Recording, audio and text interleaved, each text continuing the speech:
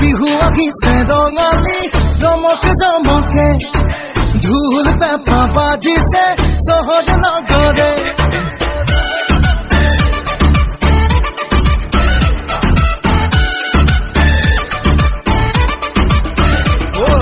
বিহু আহিছে ৰঙালী ৰমকে জমকে ঢোল পেঁপা বাজিছে চহৰ নগৰে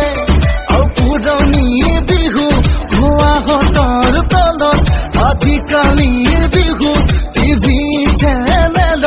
ঐ নাচ ভণ্টি নাচ চাকি ৰাগ